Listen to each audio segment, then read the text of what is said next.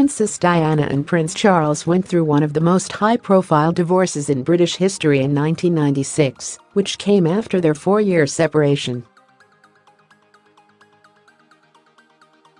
Diana won a staggering £17 million divorce settlement worth over £31 million in today's money, forcing the Prince of Wales to borrow from the Queen to meet the terms.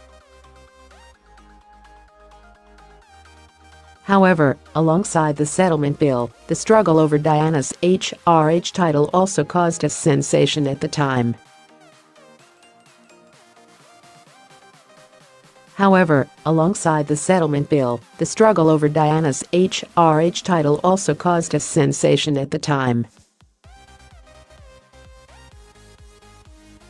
According to Tina Brown in her 2007 biography The Diana Chronicles, although Diana was deeply ambivalent about keeping the title, she tried on a number of occasions to persuade the Queen to let her retain it. The title Her Royal Highness, Brown explains, has no constitutional meaning, but it does denote a direct family connection to the crown. She added, retaining the HRH title would assure her that she would always be included in state occasions and properly acknowledged as the future king's mother. One of the protocols surrounding the title is that those without the honorific must bow or curtsey to royals who do bear the title.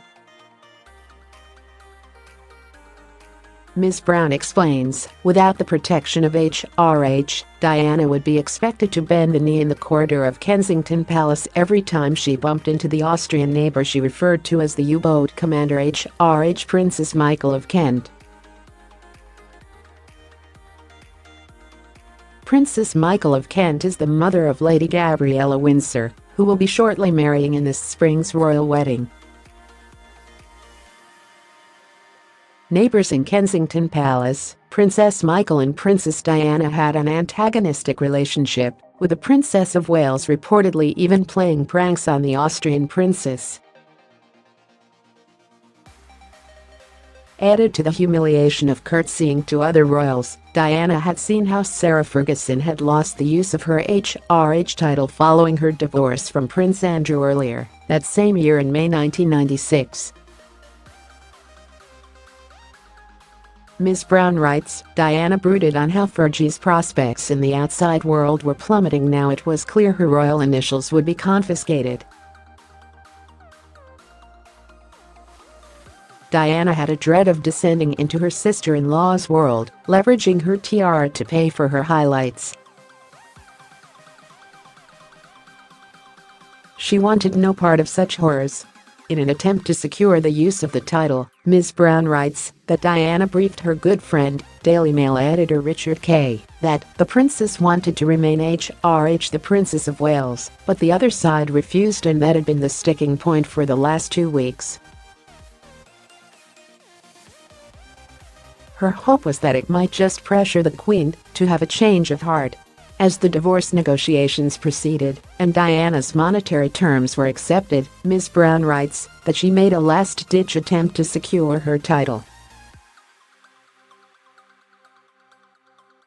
She writes, Diana made one last attempt to salvage the HRH on the eve of the decree, appealing to the Queen's private secretary, Sir Robert Fellows. On behalf of the sovereign, he declined the request. Also, contrary to other reports, Ms. Brown says that the Queen would never have agreed to let the Princess of Wales keep the HRH title. The New York Times reported in 1996, in an account which is widely accepted, that Queen Elizabeth II was reported to have been ready to allow Diana to retain the honorific, but Prince Charles was said to be adamant that she give it up. However, Ms. Brown states the Queen was never going to let Diana keep the title.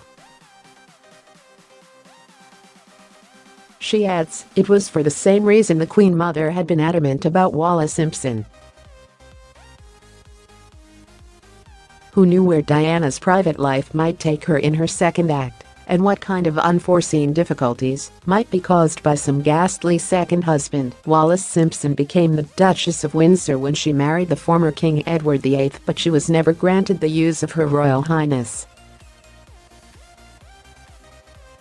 Diana retained the use of the Princess of Wales, and under the divorce terms was allowed to use the title Princess, unless she remarried. In an unexpected show of support, however, Ms. Brown writes that Princess Michael of Kent sent a note to Diana when the divorce terms were settled, saying that on no account should she think of curtseying to her when she met. It read, "If only Charles had loved you, this situation would never have happened. You will always have my support." However, she continues, for Diana, William's response was the only one that mattered.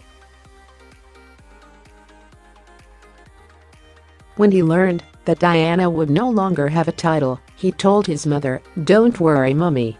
I will give it back to you one day when I am king."